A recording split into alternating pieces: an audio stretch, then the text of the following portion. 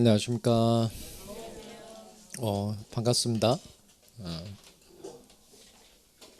근데 제가 이렇게 쳐다보는 이유는 뭐냐면 그 올해 수업 받은 사람이 있나 없나 좀 봤는데 몇 분이 계시네요. 마음이 좀 아프네요.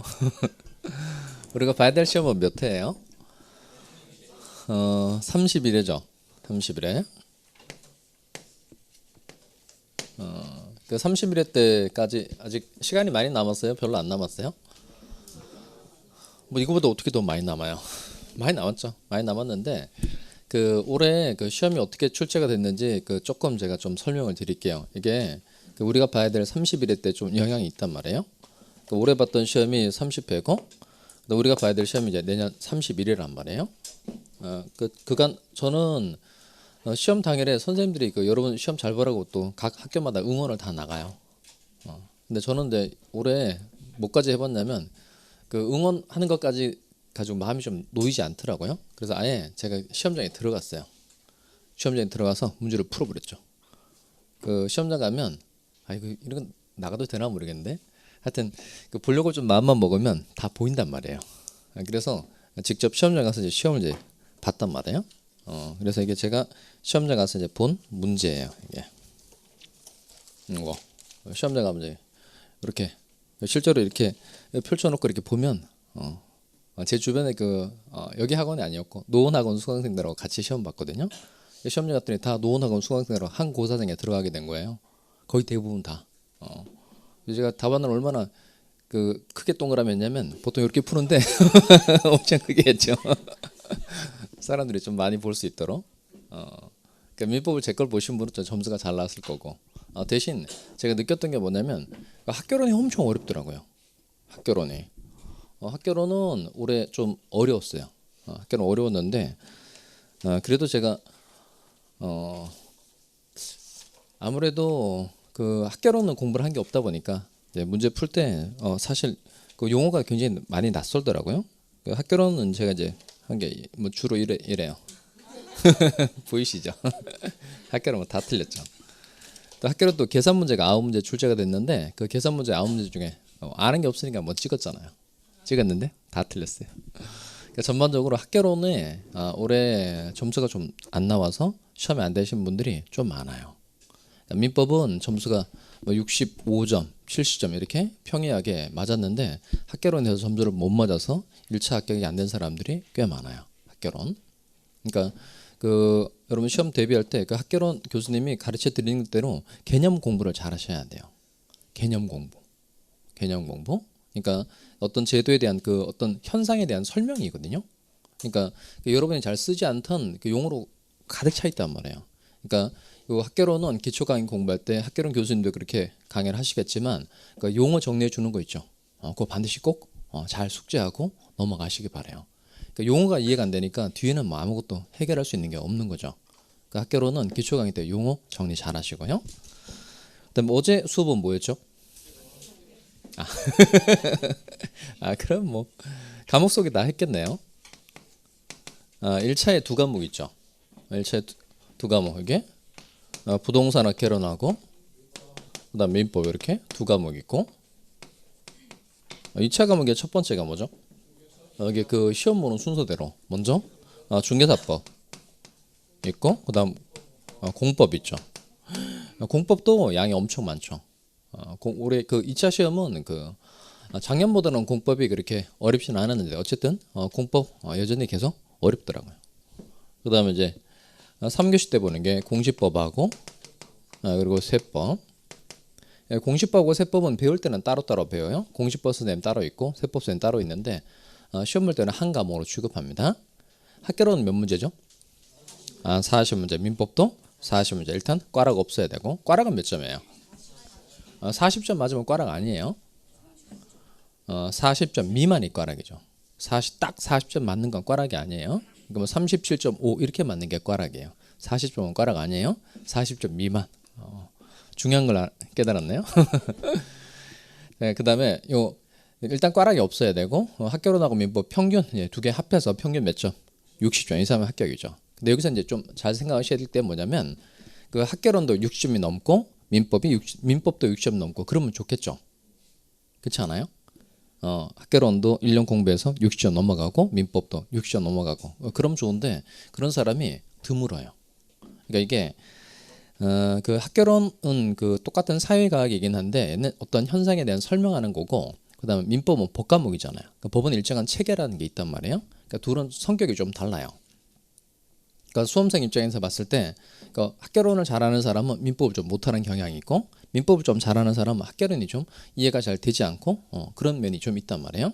그러니까 일단 전략을 잡을 때 학개론도 6점 맞고 민법도 6점 넘으면 좋겠지만 그러기가 좀 현실적으로 좀 어려우니까 어떤 한 과목에서 점수를 좀 더 따서 모자라는 과목에 꽂주는 전략이 필요해요. 그러니까 1차 두 과목 중에서 한 과목을 전략 과목으로 삼는 게 필요해요. 그러니까 어떤 게 전략 과목으로 하면 좋을까요? 어떤 걸? 아니 그렇지 않아요. 그냥 제가 민법이라고 민법할 필요 없어요. 그냥 본인이 그 기초과정 2달간 수업을 해보고 수업을 해보면 자기가 이제 그 생겨요. 내가 개론 점수가 좀 더 잘 나온다. 민법 점수가 좀 더 잘 나온다. 그 더 잘 나오는 과목에 전략 과목으로 삼으시면 되고 뭐 굳이 뭐 민법을 해야 될 건 없어요. 근데 그건 2달 과정 해보고 정하면 돼요.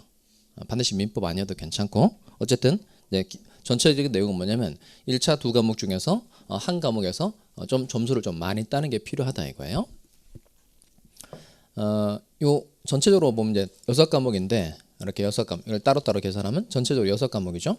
이 6과목 중에서 그 5가지는 똑같고 한 가지는 달라요.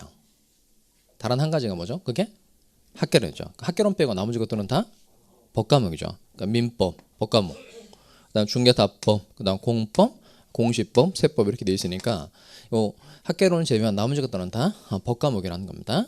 근데 그 모든 법의 기초가 되는 게 민법이에요. 그래서 맨 처음에 들어가서 공부하는 게 민법이고 그다음에 뭐 다른 내용들을 공부를 하게 되는데 요 민법이 모든 법과목의 기초다 보니까 민법에서 배웠던 내용을 다른 법과목 공부할 때는 또 써먹어요. 실제로. 그러니까 민법에서 배웠던 내용을 다른 2차 과목 할 때 꽤 많이 써먹는다는 겁니다. 특히 공시법은 써먹는 내용이 대단히 많아요. 민법 공부할 때 주택임대차보호법, 상가건물임대차보호법, 그다음 여러분 명의신탁이라고 아세요? 명의신탁이 뭐죠? 명의신탁. 그냥 뜻풀이 하면 돼요. 명의신탁. 명의를 믿고 맡기는 거. 그러니까 진짜 소유자가 자기인데 소유권 등기만 다른 사람 앞으로 해두는 게 명의신탁이에요. 진짜 주인은 자기인데 소유권 등기만 다른 사람 앞으로 해두는 게 명의신탁이라는 겁니다. 명의신탁을 하는 이유는 뭘까요? 일단 세금 안 내려고 또 채권 채무관계 빚독촉에 시달리는 사람들 있죠. 강제징용 피하기 위해서 재산 빼돌리기 위해서 명의신탁 하는 경우도 더러 많아요. 그러니까 이 명의신탁이 좋은 목적으로 행해지는 경우가 많다. 나쁜 목적으로 행해지는 경우가 많다. 나쁜 목적으로. 그래서 이거 규제하기 위해서 맞는 법률이 하나 있는데 그게 부동산 실권리자 명의 등기에 관한 법률이에요. 그럼 이렇게 민법에서 배웠던 내용을 중개사법 할 때도 똑같이 써먹어요. 그러니까 민법에서 배웠던 내용 가지고 중개사법 문제를 바로 풀 수 있다는 뜻이기도 해요. 그다음 관습법상의 법정이당권이라는 게 있어요. 그러니까 토지하고 건물을 동일인이 소유하고 있다가 토지 같은 걸 다른 사람에게 팔고 건물을 철거하기로 한 특약이 없으면 건물 소유자에게 인정해 주는 권리가 관습법상의 법정이당권이라는 건데 이거 민법에서 배운단 말이에요. 은행이 또 중개사법 할 때 똑같이 나와요. 그러니까 민법 지식 가지고 중개사법 문제를 풀 수 있는 게 4문제에서 5문제예요. 그러니까 민법을 잘하면 그냥 중개사법 문제는 거저 풀 수 있는 것들이 꽤 많다는 거예요. 그러니까 민법을 잘 해두게 되면 다른 법과목 공부할 때 좋은 영향을 받아요.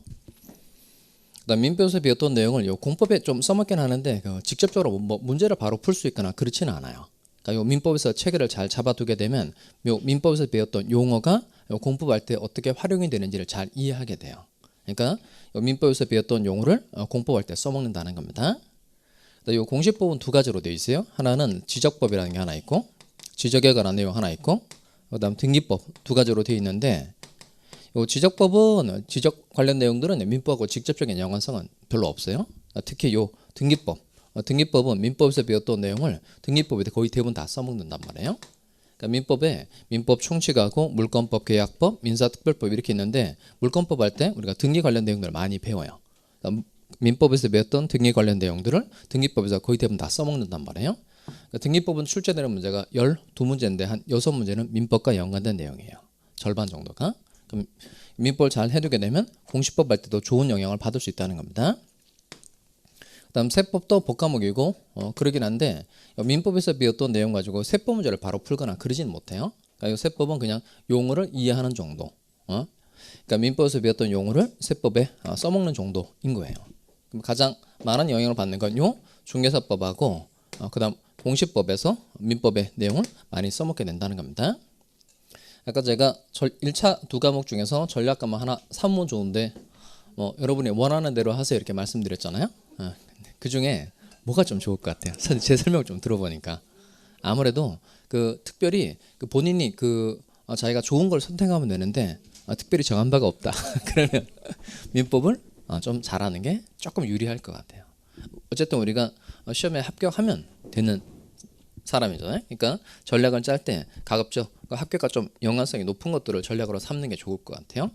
그럼 요 민법을 전략 과목으로 좀 삼으면 좋겠다 이거예요. 근데 생각보다 자꾸 제 과목을 열심히 하라 뭐 그런 뜻은 아니에요. 근데 이게 하나 그 전략 과목으로 삼는 건 좋은데 이게 점수가 빨리빨리 나오지는 않아요. 그러니까 민법은 점수가 나중에 많이 올라가요. 그러니까 전략 과목으로 삼으면 끝까지 삼으셔야 돼요. 중간에 모의고사 보고 점수가 안 나올 수도 있단 말이에요. 그래도 슬퍼하거나 노여하시면 안 돼요. 그러니까 끝까지 민법을 전략 과목으로 삼으시면 막판에 점수가 많이 올라간단 말이에요. 그러니까 어제 노원 수업이었는데 저는 그분이 나타나서 너무 반가웠는데 그 9월 동영 모의고사 때 그분이 맨날 40점 맞았어요. 동영 1회 때도 40점, 2회 때도 42.5. 그 교수님처럼 왜 한 번도 50점을 못 넘을까요? 그래서 그 동영 4회 모두 다 40점 맞았던 사람이 있는데 저는 솔직히 크게 기대는 안 했단 말이에요. 크게 기대는 안 했는데 어제 왔어요. 가지고 그러니까 뭐 재수강하려고 온 게 아니고 점수를 엄청 많이 맞았더라고요. 합격은 끝이 아니라 시작이죠. 공인중개사는 인맥이 정말 중요하거든요. 진짜 인맥을 쌓고 싶다면 에듀윌에서 시작하세요.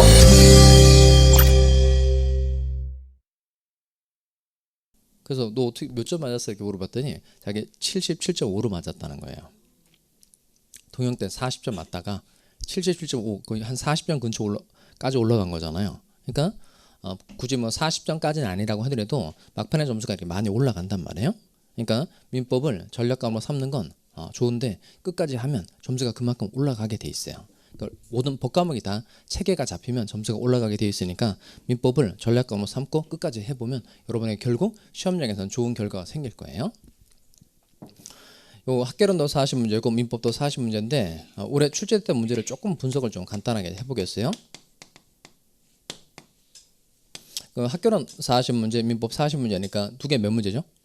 80문제. 그다음 요 중개사법하고 공법 요것도 이제 40문제, 40문제. 그다음에 공시하고 세법 합해서 40문제니까 1차는 80문제고 2차는 120문제죠. 그럼 총 합은 몇 개예요? 200개죠. 그 200개 가지고 여러분의 모든 인생은 한 날 결판 나요.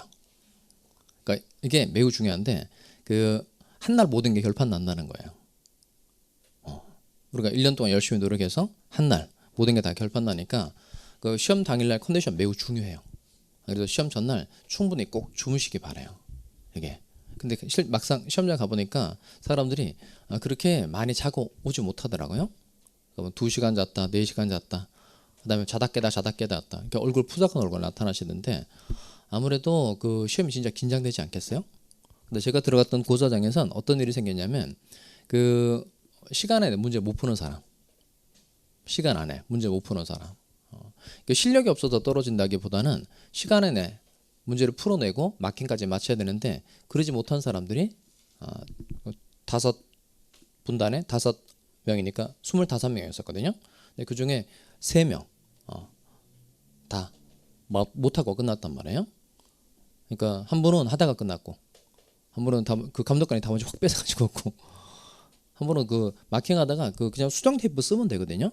근데 그걸 답안지를 바꾸다가 끝났어요. 그분은 학개론 마킹 다 하고 민법 51번까지인가 하고 그냥 끝나버렸죠. 그러니까 그 세 분 답안지 사고 일으키면 세 분. 근데 그 세 분 모두 다 학원 수강생이었는데 그분들이 실력이 없는 사람들이 아니었어요.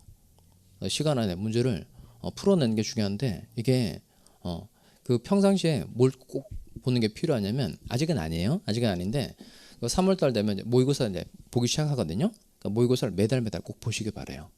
그러니까 제가 다 해드릴 수 있는데 뭐 어떤 내용 전달하는 거 쉽게 이해시켜 드릴 수 있고 그다음에 여러분 잘 모르는 거 반복해서 끝까지 해드릴 수 있는데 대신 시험 받을 수는 없잖아요. 그래서 모의고사 시작이 된다 그러면 무조건 모의고사를 보는 거예요. 그러니까 매달 모의고사를 봐서 모의고사 몇 번 정도 봐야 될까요? 그냥 매달 보는 거예요. 매달. 그럼 3, 4, 5, 6, 7, 8, 9, 10 한 7, 8번은 보셔야 돼요. 그래서 모의고사 보는 훈련을 까먹으시면 안 돼요. 자, 민법이 40문제라 그랬는데 이 40문제 중에서 뭐 분류하는 방법은 여러 가지가 있는데 저는 일단 이렇게 두 가지로 나눕니다. 40문제 중에서 법조를 물어보는 문제가 있고 그다음 다툼이 있으면 판례 의함이라고 해서 판례 문제 이렇게 크게 두 가지로 나눌 수 있어요. 판례라는 건 뭐냐면 그 개인들 사이에 법적 분쟁이 생겼어요. 그럼 재판할 수 있죠. 그러니까 재판은 한 번 하고 끝나요? 또 다툴 수 있어요. 또 다툴 수 있죠. 그럼 1심 판결에 대해서 판결이 내려졌어요. 그럼 2심으로 불복할 수 있는데 그건 뭐라 그러죠? 1심 판결에 대해서 2심으로 불복하는 건 항소라 그래요. 그다음 2심 판결이 내려졌어요. 그럼 또 2심 판결 끝나요? 또 다툴 수 있어요. 또 다툴 수 있죠. 그럼 2심 판결에 대해서 3심 대법원으로 불복하는 건 뭐라 그러죠? 걔는 상고 이렇게 말해요. 그러면 항소, 상고 이런 걸 다 통틀어 말할 때 뭐라고 표현하냐면 상소라고 표현합니다. 상소. 그러면 그 판례라는 건 뭐냐면 3심 대법원에서 당해 사건에 관해서 대법관 아저씨들이 결론 내려준 걸 판례라고 그래요. 그러니까 대법관의 그 재판에 대한 결론 이걸 판례 이렇게 표현합니다. 그러면 그 사례 문제나 뭐 단답형 문제든 상관없이 어쨌든 다툼이 있으면 판례 의함이라고 되어 있는 건 그 대법원 태도에 따라서 답을 골라라 이거예요. 이때 요 다툼이 있으면 판례 의함이라고 되어 있는 문제가 전체 문제 중에서 어느 정도는 될 것 같아요. 다툼이 있으면 판례 의함. 뭐 많지도 않아요. 다툼이 있으면 판례 의함이라는 문제가 이 정도예요. 35문제. 나머지 법좀 물어보는 문제가 5문제예요. 그러니까 이미 뭐 결론은 나 있다고 보시면 돼요. 아까 전체 6과목 중에서 무엇을 좀 잘하면 시험에 합격하는데 좀 유리하다 그랬죠? 민법. 민법을 잘하면 좋은데 민법을 잘 하려면 시험에 가장 많이 나는 부분이 판례니까 뭘 열심히 해야 돼요? 판례를 열심히 해야 돼요. 판례. 그다음 법정 물어보는 문제는 대체로 쉬운 문제예요. 뭐 기초 강의든 뭐 기본 강의든 뭐 문제풀이든 어쨌든 어떤 한 과정 하나 정도만 정확하게 잘 숙지해도 법정 물어보는 문제는 대부분 다 득점할 수 있어요. 그리고 판례 문제도 올해 걸 기준으로 한번 해봅시다. 판례 문제도 판례 결론 물어보는 문제. 뭐 유효인지 무효인지 뭐 있다인지 없다인지 이렇게 판례 결론을 물어보는 문제가 있고 그다음 판례를 사례로 해서 갑, 을병 이렇게 사례로 출제하는 문제가 있는데 요 35문제 중에서 사례 문제하고 판례 결론 물어보는 문제 간단하게 좀 해봅시다. 이건 올해 출제된 문제는 아닌데 사례 문제 중에서 단일 문제로는 제일 많이 출제됐던 사례 가지고 한번 해봅시다. 그냥 편하게 보세요. 이건 무슨 뜻일까요? 갑이 건물의 소유자다라는 뜻이에요. 그리고 A라는 사람이 갑에게 돈 1,000만 원을 빌려줬어요. 일단 화살표를 잘 보세요. 화살표 이렇게 돼 있으니까 누가 누구한테 얼마를 빌려준 거죠? A가 갑에게 1,000만 원을 빌려준 겁니다. 돈 빌려주는 것도 계약인데 그런 건 무슨 계약이라고 말할까요? 돈 빌려주는 거, 그건 소비대차 계약이라고 그래요. 소비대차 계약. 돈을 빌려준 건 소비대차 계약. 그럼 이때 요 A는 돈을 빌려준 사람이니까 소비대차 계약을 기준으로 할 때 A 이 사람의 이름 뭘까요? A의 이름. 돈을 빌려준 사람은 대주라 그래. 대주.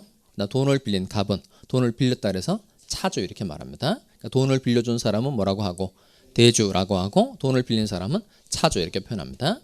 그다음 요 A라는 사람은 1,000만 원을 받을 권리가 있죠. 그럼 요 1,000만 원을 기준으로 하면 A는 돈을 받을 권리가 있는 사람이니까 이 사람은 채권자라고 말하고 1,000만 원을 기준으로 할 때 요 갑은 뭐라고 한다? 채무자. 그러니까 그 사람의 이름이 당사자 이름이 고정되어 있는 게 아니고 어느 것을 기준으로 하느냐에 따라서 당사자 이름이 다르다는 겁니다. 그러면 다시 돈 빌려주는 계약이 무슨 계약이라고요? 소비대차 계약이고 소비대차 계약을 기준으로 할 때 A의 이름 뭐예요? 대주. 소비대차 계약을 기준으로 할 때 갑의 이름은 차주. 그다음 1,000만 원을 기준으로 할 때 A는 1,000만 원을 받을 권리가 있으니까 1,000만 원을 기준으로 할 때 A는 채권자. 1,000만 원을 기준으로 할 때 갑은 채무자. 이렇게 부른다는 거예요. 자, 근데 칠판을 잘 한번 볼까요? 그럼 이때 요 A라는 사람이 요 갑을 상대로 1,000만 원 돈을 빌려줬는데 갑이 돈을 안 갚은 거예요. 그럼 이때 A는 갑을 상대로 재판하고 경매를 청구할 수 있어요? 아니면 곧바로 경매를 청구할 수 있어요? 그러니까 1,000만 원을 빌려줬는데 갑이라는 사람이 변제기가 왔음에도 불구하고 그러니까 돈을 갚아야 되는 시기가 변제기예요. 그러니까 변제기가 왔음에도 불구하고 1,000만 원을 갚지 않았다는 겁니다. 그러면 요 A는 갑을 상대로 재판을 하고 난 다음에 갑의 건물에 대해서 경매를 청구해야 돼요? 아니면 곧바로 경매를 청구할 수 있어요? 일단 손 들어서 한번 해볼까요? 재판하고 경매 청구해야 된다. 흔들어보세요. 내리고 그 다음 곧바로 경매를 청구할 수 있다. 내리고 이게 좀 차이가 좀 있어요. 그럼 그 아파트 같은 거 살 때 은행으로부터 대출 받죠. 은행으로부터 대출 받아서 집을 사잖아요. 그 은행 앞으로 저당권 같은 거 설정해 주죠. 그럼 내가 매달 원리금을 갚아야 되는데 돈을 갚지 않으면 은행에서 내가 가지고 있는 아파트에 대해서 경매 청구할 수 있죠. 이때 나를 상대로 재판을 하고 경매를 청구해요. 곧바로 경매 청구할 수 있어요. 곧바로 경매 청구할 수 있죠. 그러니까 그 은행하고 A는 조금 다른 게 있어요. 그러니까 요 돈을 빌려주고 저당권을 설정받은 은행은 등기부에 나와요. 저당권자로 등기부에 나오니까 이런 사람들은 굳이 재판 같은 걸 할 필요 없고 곧바로 경매를 청구할 수 있어요. 근데 요 A는 그냥 갑에게 1,000만 원을 빌려주었을 뿐 요 갑의 건물에 대해서 A는 저당권 같은 걸 설정받은 적이 있다 없다? 없어요. 그러니까 이런 사람을 일반 채권자라고 그래요. 일반 채권자. 이때 요 일반 채권자인 경우에는 경매를 청구할 때 강제 집행을 할 수 있는 근거를 미리 마련해야 됩니다. 그게 대표적으로 확정 판결 같은 거예요. 그러니까 일반 채권자들은 곧바로 경매를 청구하는 게 안 되고 재판을 하고 경매를 청구해 줘야 된다는 겁니다. 일단 용어를 하나 알고 갑시다. 이렇게 재판 같은 걸 해서 강제 집행을 할 수 있는 근거를 마련하고 경매를 청구하는 건 통상의 강제 집행이라고 그래요. 다시 무슨 집행이라고 표현한다고요? 통상의 강제 집행. 그다음 은행과 같은 저당권자 이런 사람들은 재판 같은 걸 할 필요 없고 곧바로 경매를 청구할 수 있는데 이건 이렇게 표현합니다. 이건 담보권 실행 경매라 그래요. 무슨 경매라고 한다고요? 담보권 실행 경매. 이렇게 시험장 가서 지문 이렇게 읽어볼 때 통상의 강제 집행 이런 말이 나왔어요. 그러면 이건 누가 경매를 청구했다는 뜻이죠? 일반 채권자가 경매를 청구했다는 뜻인 거고, 그다음 담보권 실행 경매 그런 말이 나오면 얘는 누가 경매를 청구했다. 저당권자가 경매를 청구했다는 뜻이 되는 거예요. 이렇게 용어만 보고도 상황이 어떤지 충분히 추정해 낼 수 있는 겁니다. 자, 그럼 이쪽에 다시 와서 A라는 사람이 갑에게 1,000만 원의 돈을 빌려줬는데 갑이 1,000만 원을 갚지 않은 거예요. 그 밑에 갑을 상대로 재판하고 갑의 건물에 대해서 경매를 청구할 수 있다 없다? 있어요. 근데 이 갑이라는 사람이 A가 자기 소유 건물에 대해서 경매를 청구하려고 하니까 재산을 빼돌리기 위해서 자기 친구의 늘과 매매한 것처럼 짠 거예요. 실제로 매매하지도 않았으면서 매매 계약을 한 것처럼 짜고 을 앞으로 소유권 이전 등기를 넘겨둔 겁니다. 그러니까 매매 계약 한 것처럼 짰다는 거예요. 가장 매매 계약 이렇게 말하고 을 앞으로 소유권 이전 등기를 넘겨둔 겁니다. 일단 내용 이해하셨죠? 자, 그러면 정리를 하면 A는 갑에게 얼마를 빌려준 거예요? 1,000만 원을 빌려줬고, 그다음 A가 갑의 건물에 대해서 경매 청구를 하려고 하니까 갑이 이를 피하기 위해서 자기 친구 일과 매매한 것처럼 짜고 을 앞으로 소유권 이전 등기를 넘겨둔 거예요. 그러면 그 등기물을 열어보면 일단 등기 원인 부분에 뭐로 되어 있을까요? 등기 원인. 그러니까 소유권 등기가 을에게 넘어간 원인 부분에 뭐가 쓰여져 있을까요? 매매. 그다음 현재 소유자로 기록되어 있는 사람은 누구예요? 을. 자, 첫 번째 질문을 드리도록 하겠어요. 밑에 등기 원인은 매매로 되어 있고 을 앞으로 소유권 이전 등기가 되어 있는 겁니다. 그러면 을은 건물에 대해서 소유권을 취득할 수 있을까요? 없을까요? 그러니까 등기 원인을 보니까 매매로 되어 있고 현재 소유자로 기록되어 있는 사람은 을이에요. 그럼 을은 이 건물에 대해서 소유권을 취득할 수 있다 없다? 해봅시다.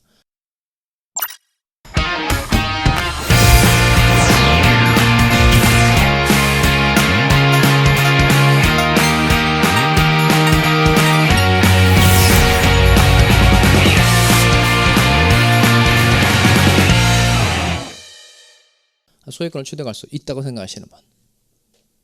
꽤 많네요. 내리고 소유권 취득할 수 없다. 다시 소유권 취득할 수 있다. 손 들어볼까요? 맞네요. 내리시고 우리가 봐야 될 시험 몇 회죠? 30일이죠. 30일에는 좀 어렵다고 보시면 돼요. 이게 객관식은 이렇게 좀 찍어보는 게 중요한데요. 그러니까 지금 을 앞으로 소유권 이전이 된 건 맞죠? 을이 소유권을 취득할 수 있어요? 없어요? 없어요. 어제도 제가 소유권 취득할 수 없어요 이랬더니 앞에 있는 분이 왜? 이러더라고요. 그래서 이제 그분이 하는 얘기가 뭐냐면 아니 등기가 넘어갔잖아요 이렇게 얘기하셨던데 그러니까 소유권 등기가 을에게 넘어갔다고 해서 소유권 취득하거나 그러진 않아요. 그럼 여기서 이제 알 수 있는 내용은 뭐냐면 소유권을 취득하기 위해서는 을 앞으로 등기가 됐다는 것 이외에 다른 뭔가가 필요하다는 걸 알 수 있죠. 그러니까 을이 소유권을 취득하려면 등기가 을에게 넘어갔다는 것뿐만 아니라 뭐가 중요하냐면 갑하고리 체결한 매매 계약이 유효해야 돼요. 이게 중요해요. 계약이 유효하고 을 앞으로 등기가 되어야만 을이 소유권을 취득하는 거예요. 다시 계약이 뭐하고 유효하고 을 앞으로 등기가 제대로 되어 있어야만 을이 소유권을 취득하는 겁니다. 근데 지금 이건 정상적인 매매 계약이 아니고 매매 계약을 한 것처럼 짠 거죠. 이렇게 상대방과 짜고 가짜로 의사를 표시했다고 해서 이런 걸 통정 허위 표시라 그래요. 통정 허위 표시. 상대방과 짜고 가짜로 거짓으로 의사를 표시했다는 겁니다. 이 통정 허위 표시에 대해서 규율하고 있는 조문이 108조예요. 108조는 1항 2항으로 되어 있는데 1항은 뭐냐면 상대방과 통정한 허위의 의사표시는 무효로 한다 이렇게 되어 있어요. 다시 상대방과 통정한 허위의 의사표시는 뭐로 한다? 무효로 한다. 그러니까 갑하고리 짜고 계약을 체결했으니까 이 계약은 무효로 한다 이렇게 되어 있으니까 이 계약은 유효이다 무효이다 무효예요. 담담 시간에 무효의 뜻을 정확하게 배울 텐데 어쨌든 무효는 처음부터 아무런 효력이 없는 거예요. 얘네들이 뭐 만나가지고 매매계약서를 작성하고 이렇게 했다고 하더라도 처음부터 매매계약 자체가 아무런 효력이 없는 거니까 설사 을 앞으로 등기가 되어 있다고 하더라도 을은 소유권 취득할 수 있다 없다? 없다는 거예요. 다시 제가 이 얘기를 꺼낸 이유가 있단 말이에요. 아까 판례 문제가 압도적으로 많은데 그중에 35문제 중에서 사례 문제가 몇 문제 출제가 되냐면 사례 문제가 올해 출제가 된 게 13문제예요. 일단 법조문 5문제 중에서 또 한 문제를 또 사례로 냈더라고요. 어쨌든 사례 문제를 계속 출제하는 사람이 계속 낸다 이거죠. 그럼 사례 문제를 내는 이유는 뭘까요? 이렇게 갑을병으로 이렇게 해서 내는 게 사례 문제인데 사례 문제를 내는 이유는 뭘 것 같아요? 일단 시간 많이 잡아먹으라는 거예요. 그러니까 단순 단답형 문제 있죠. 있다 없다 이렇게 서술형으로 되어 있는 것들은 그냥 읽으면서 금방 내용을 머릿속에 정리해서 답을 고를 수 있는데 사례 문제는 일단 풀면서 내용을 이해해야 되죠. 그다음 그림을 그려봐야 되고 법적인 논점을 찾기 위해서 법조문 생각해봐야 되고 조문 내용까지 해서 결론을 내려야 되니까 사례 문제 하나 풀 때 시간이 많이 걸린다는 거예요.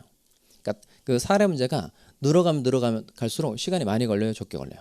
많이 걸리죠. 많이 걸려요. 그러니까 그 사례 문제에 대한 대비를 충분히 하셔야 돼요. 사례 문제.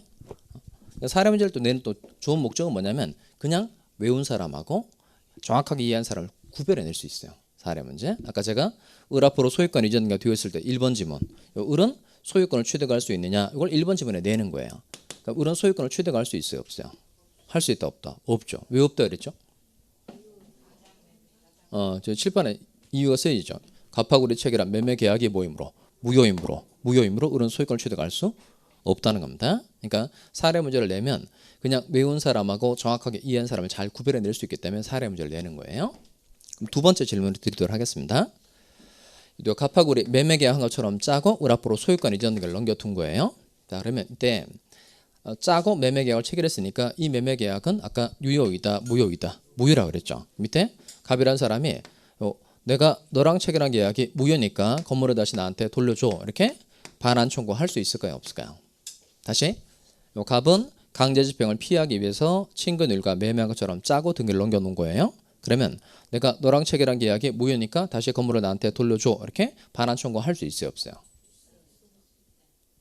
할 수 있다. 손 들어보세요. 내리고 없다도 꽤 많네요. 내리시고 없다고 생각하시는 분은 어떻게 될까요?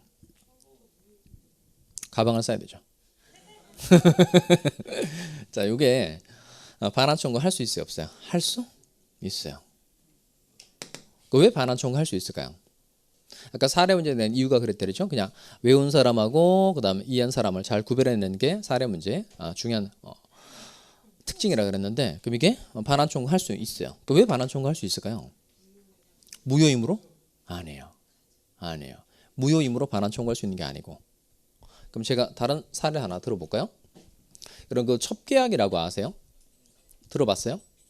내용은 뭐냐면 이 사람이 남편, 요 어른데 배우자예요. 그 갑이 배우자가 있음에도 불구하고 병이란 여자와 첩계약을 맺은 겁니다. 바람 피고 뭐 살림 차리고 이런 거 생각하시면 되겠어요. 그러니까 배우자가 있음에도 불구하고 병과 첩계약을 맺고 갑은 첩계약의 대가로 자신이 가지고 있는 건물을 병이란 첩에게 증여한 겁니다. 내용은 간단해요. 그러니까 첩계약을 맺고 그다음 갑이 병한테 건물을 하나 공짜로 줬다는 뜻인 거예요. 첩계약 이런 건 내용이 좋아요, 안 좋아요? 안 좋죠. 그러니까 이런 건 유효이다, 무효이다, 무효예요. 근데 첩계약과 같은 건 내용이 이건 사회 질서의 근간을 무너뜨릴 정도로 일부 일처제라는 사회 질서의 근간을 무너뜨릴 정도까지의 나쁜 행위인 거예요. 그러니까 이걸 표현할 때 반사회적 법률행위라고 그래요. 무슨 행위? 반사회적 법률행위. 그다음에 첩계약을 맺고 누가 누구에게 뭘 준 거죠? 갑이 병한테 건물을 증여 준 거죠. 이렇게 그럼 첩계약의 기초에서 다른 사람에게 건물을 증여 주는 건 이건 6자로 불법 원인급여라고 그래요. 불법 원인급여. 불법을 원인으로 물건 같은 걸 주거나 돈을 주는 걸 불법 원인급여라고 표현합니다. 이때 이 불법 원인급여에 대해서 규정하고 있는 조문이 746조인데 제가 불러드릴 테니까 결론을 여러분이 맞춰보세요. 불법을 원인으로 인하여 재산을 급여하거나 노무를 제공한 때는 그 이익의 반환을 청구하지 못한다. 이렇게 되어 있어요. 불법을 원인으로 인하여 재산을 급여하거나 노무를 제공한 때는 그 이익의 반환을 청구하지 못한다. 이렇게 되어 있다는 겁니다. 결국 불법 원인급여에 해당되면 반환 청구할 수 있다는 거예요? 없다는 거예요? 없다는 거예요. 결론은 이때 첩계약은 유효이다, 무효이다. 무효. 그러니까 첩계약의 기초에서 건물 같은 걸 증여주는 건 6자로 불법 원인급여라고 하고 결국 갑은 건물을 다시 자기한테 돌려줘라고 반환 청구할 수 있어요, 없어요? 할 수 있다, 없다? 없죠. 자, 그럼 이쪽에 다시 와서 가장매매 계약은 유효, 무효? 무효. 가장매매 계약에 기해서 소유권을 을에게 이전해 준 겁니다. 밑에 갑이라는 사람은 너랑 체결한 계약이 무효니까 다시 나한테 건물을 돌려줘라고 반환 청구할 수 있어요. 반환 청구할 수 있는 이유는 뭘까요?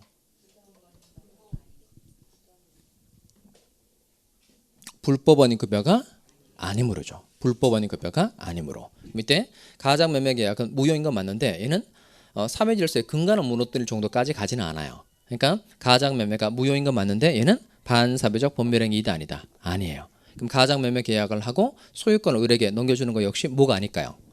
불법 원인급여가 아닌 거죠. 그럼 아까 여기 보시면 뭐에 해당하면 불법 원인급여에 해당하면 반환 청구할 수 있다, 없다? 없는데 가장매매 계약이 반사회적 법률행위가 아니니까 소유권 넘기를 을에게 해주는 거 역시 뭐가 아닐까요?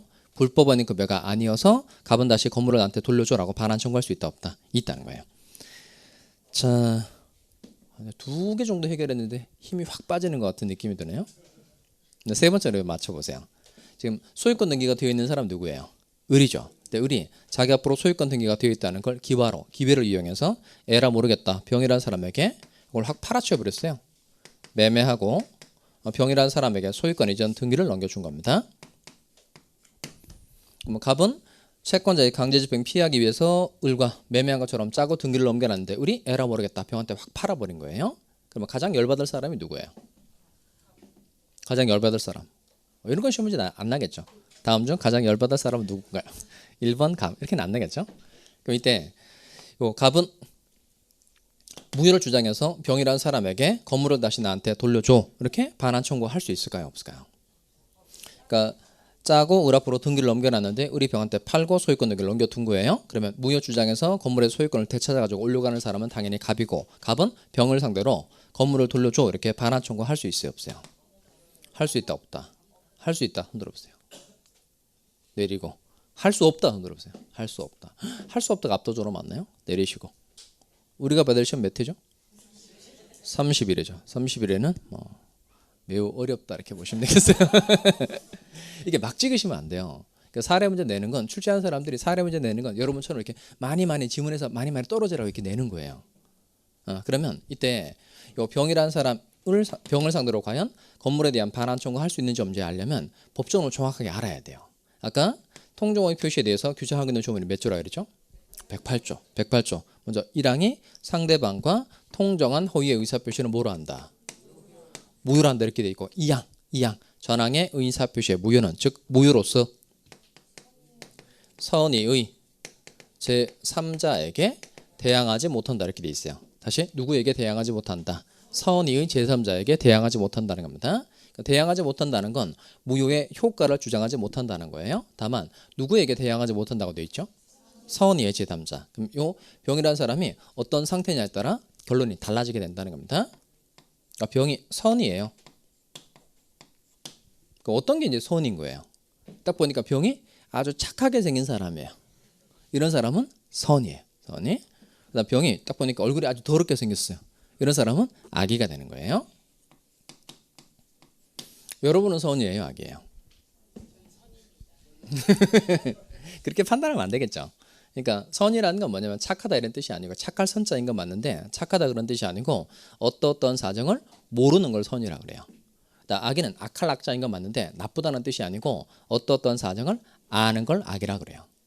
다시 어떤 사정을 모르는 걸 선이라고 하고 어떤 사정을 아는 걸 악이 이렇게 표현한다는 겁니다. 그럼 병이 선이라는 건 몰랐다는 거죠. 뭘 몰랐다는 걸까요? 가장매매 사실이죠. 그러니까 이 병이 을과 계약을 체결할 때 갑하골이 짜고서 이런 행위를 했다는 걸 모르고 계약을 체결했다면 병이 뭐가 되는 거예요? 선이. 그다음 병이 을과 계약을 체결할 때 갑하골이 짰다는 걸 알고 계약을 체결했다면 뭐가 되는 거죠?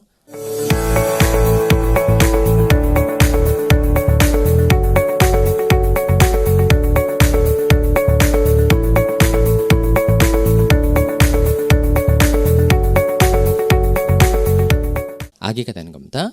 이 양을 보니까 아까 무효로서 누구에게 대항하지 못한다.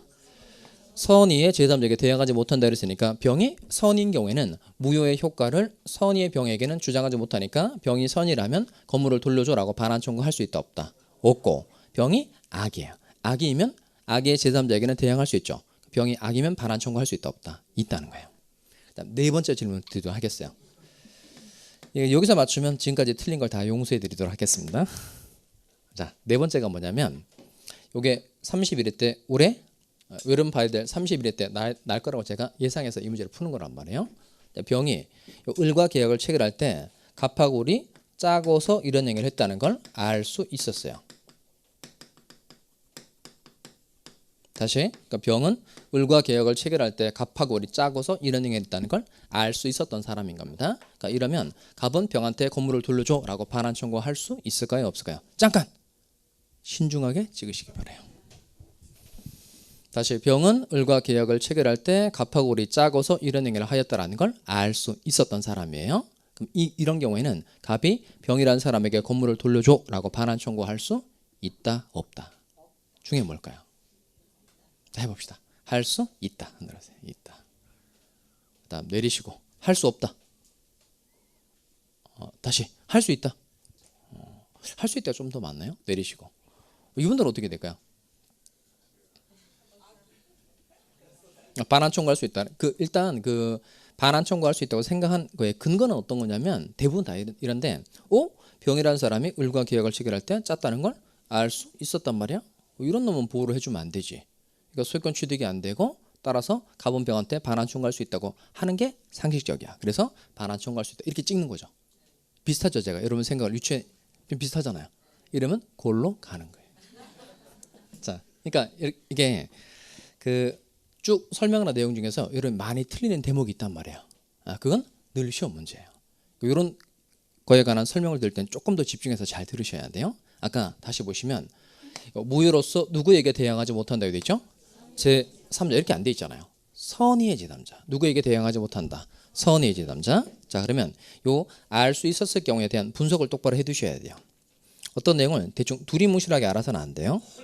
최근 사례 문제 비중이 늘어가기 때문에 뭘 하나를 알아도 확실하게 좀 알아야 돼요. 그러면 이때 알 수 있었다 이렇게 돼 있죠. 그러니까 병은 을과 계약을 체결할 때 갑하골이 짜고서 이런 행위를 했다는 걸 알 수 있었다 그랬어요. 그럼 알 수 있었다 이 말은 갑하골이 짰다는 걸 병이 알았다는 거예요? 몰랐다는 거예요?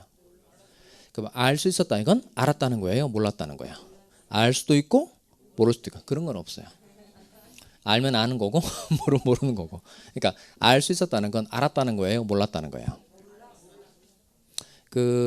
알았다는 건 그냥 알았다 이렇게 말하지 알 수 있었다 이렇게 말하지 않는단 말이에요. 그러니까 알 수 있었다는 건 일단 알았다 몰랐다는 거야. 몰랐다는 게 선이죠. 그러니까 몰랐는데 주의를 하면 알 수 있었음에도 불구하고 주의를 기울이지 않았다는 뜻인 거예요. 즉 제3자는 뭐이지만 선이이지만 뭐가 있다? 과실이 있다는 뜻이에요. 제3자는 뭐이지만 선이이지만 뭐가 있다? 과실이 있다는 거예요. 아까 이쪽에 보시면 요 무효로서 누구에게 대항하지 못한다고 돼 있죠? 선이 무과실의 제3자에게 대항하지 못한다 이렇게 안 돼 있죠. 누구에게 대항하지 못한다.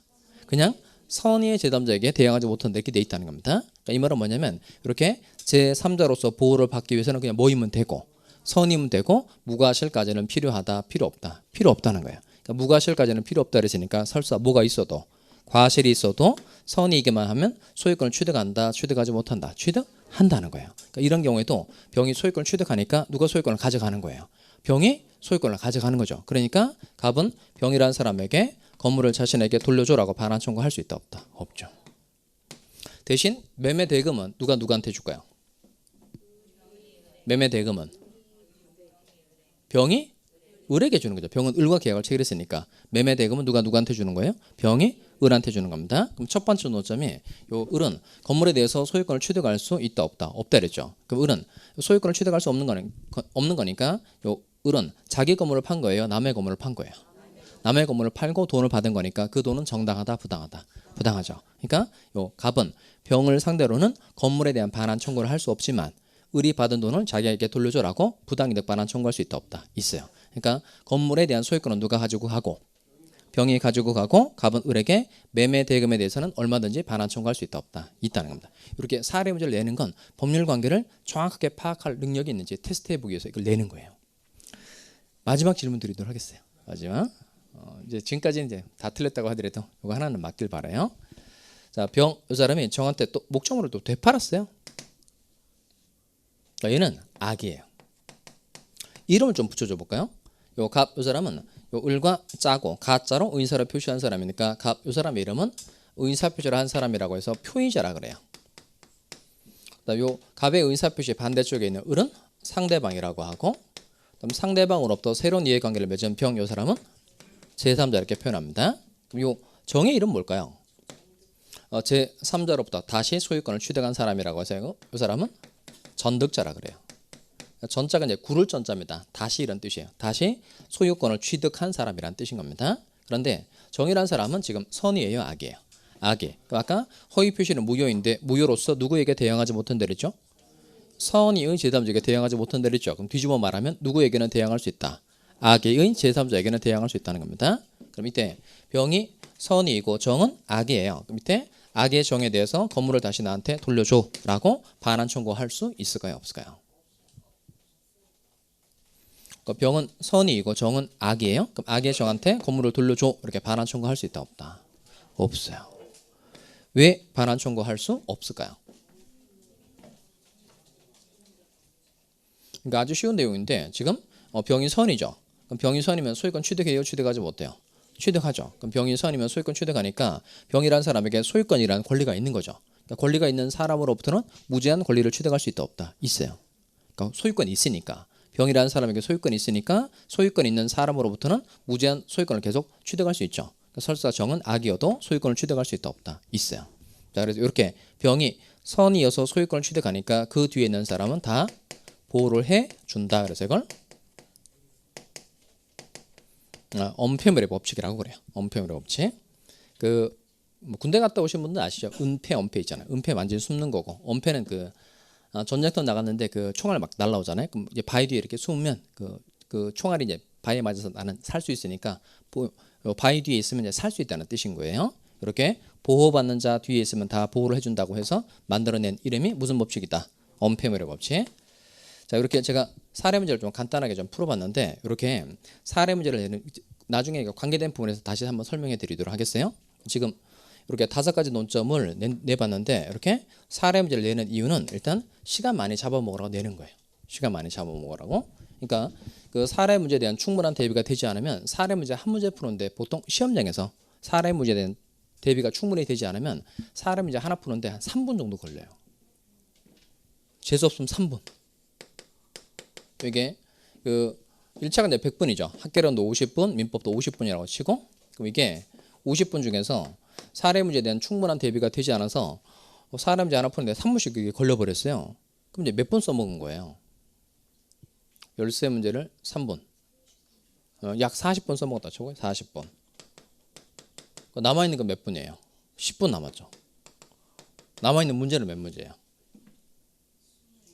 좀 계산이 좀 안 되죠. 40문제 중에서 13문제. 그러니까 27문제. 그 10분 안에 27문제를 풀 수 있어요, 없어요? 이거 안 되겠죠. 그러니까 이 사례 문제를 시간 오래 잡아먹으면 결국 문제를 못 푼다는 뜻이에요. 그다음에 또 거꾸로 또 사례 문제를 제끼는 사람들도 생각할 수 있잖아요. 사례 어차피 시간 많이 잡아보니 사례 제껴. 그러면 사례 문제 하나도 안 할 수도 있죠. 그러면 사례 문제 제끼면 이제 27문제잖아요. 27문제. 그러니까 50분을 충분히 써서 27문제를 풀었어요. 요 27문제 당연히 50분 안에 풀 수 있잖아요. 그런데 시험에 합격하려면 60점이니까 60점을 맞으려면 몇 개를 맞아야 돼요. 아직 뭐 맞아본 적이 없어가지고 몇 개를 맞아야 되냐면 24개를 맞아야 돼요. 내가 푼 문제가 27문제인데 몇 개밖에 안 틀려야 돼요. 3개밖에 안 틀려야 되죠. 이게 또 불가능하죠. 그러니까 사례 문제를 제껴서는 절대 시험에 합격할 수 없다는 뜻인 거예요. 그러니까 앞으로 이제 제 수업은 다 사례 위주로 설명을 하니까 사례 문제에 대한 대비는 충분히 될 텐데 이게 그 설명을 들으면 들을 때뿐이에요. 들을 때뿐이고 복습 이제 할 때 강조 드릴 내용이 있어요. 기초 과정 이제 오늘 수업 진도 나갈 텐데 나중에 그 기초 강의는 그 동영상을 다시 한번 들어보고 내용을 정리해 가지고 오는 건데 뭘 꼭 하셔야 되냐면 다른 건 괜찮은데 제가 수업 시간에 이렇게 EX에서 이렇게 그림 그리는 거 있죠. 이걸 반드시 꼭 그리셔야 돼요. 기초서 옆에다가 수업 받을 때는 하시면 안 되고 수업 받을 때 집중해서 더 듣는 게 좋아요. 잘 듣는 게 중요하고 복습할 때 제가 수업 시간에 설명했던 그 사례를 기초서 옆에다가 꼭 옮기는 거예요. 기본 과정 가서 똑같아요. 기본 과정 가서 제가 사례 설명하면 그 사례를 기본 수업에다가 그림으로 옮겨 두는 거예요. 자기가 그려보셔야 돼요. 그렇게 해야 법률 관계를 파악하는 힘이 생겨요. 제가 수업 시간에 설명해 주는 건 여러분이 지금 하고 똑같이 그냥 끄떡끄떡 하고 끝난단 말이에요. 그러니까 반드시 사례를 자기 손으로 그려보는 거예요. 그렇게 해야 실력이 는단 말이에요. 제가 바로 질문 한번 드려볼게요.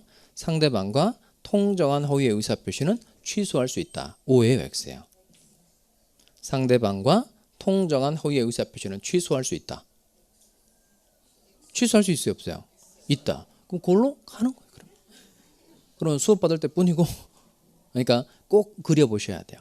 그려보면 이렇게 돼 있죠. 그릴 때를 그리게 된단 말이에요.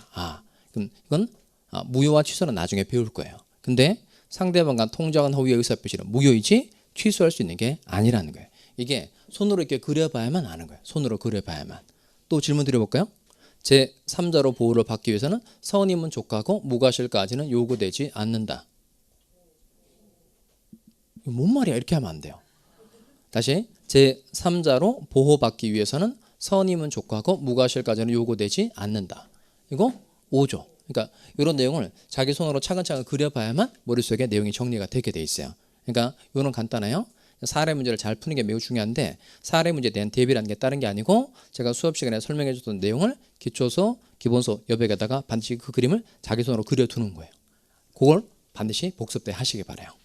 자, 그럼 쭉이 다시 와서 그다음 요 사례 문제가 13문제 출제가 되었고 그다음 요 판례 결론 물어보는 문제가 요게 23문제 출제됐어요. 요 법조문 5문제 중에서 한 문제가 또 사례 문제로 추가돼서 사례 문제가 법조문에서 하나 더 옮겨온 것 뿐이에요. 이게 올해 시험에 출제가 된 내용인데 요 비중은 계속 해마다 계속 유지가 돼요. 한두 문제 정도 차이인 것 뿐이고 계속 이 문제 출제 비중이 유지가 되니까 이제 목표를 좀 정해야 되겠어요. 요 법조문 물어보는 문제가 5문제에서 6문제인데 우리가 봐야 될 시험이 아까 몇 회라 그랬죠? 31회라 그랬죠. 31회 때 요 법조문 물어보는 문제 무조건 4개 이상 맞으셔야 돼요. 근데 법조문 물어보는 문제는 뭐 이론 과정이든 문제풀이 과정이든 한 번만 하면 대부분 득점할 수 있으니까 크게 어려운 내용은 아니에요. 어쨌든 요 법조문 물어보는 문제 4문제 이상 맞추셔야 되고 그다음에 사례 문제가 13문제 난다 그랬는데 이 중에 실제 시험장에서 몇 개 득점해야 될까요? 10개? 그렇게 맞으면 좋은데 그렇게 맞은 사람은 아직 없어요. 한 8개.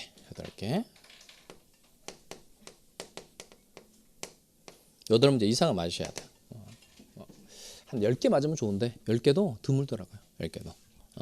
8개 이상 맞으면 되고 그다음에 요 판례 결론을 물어보는 문제. 이건 판례집 가지고 이제 나중에 이제 봄쯤 되면 이제 특강 가지고 진행할 거란 말이에요. 이건 판례집 한 3번 4번 정도 보면 충분히 득점할 수 있는 내용이 많아요. 그러니까 이 판례 결론을 물어보는 문제에서 몇 개 득점해야 될까요? 이거 16개.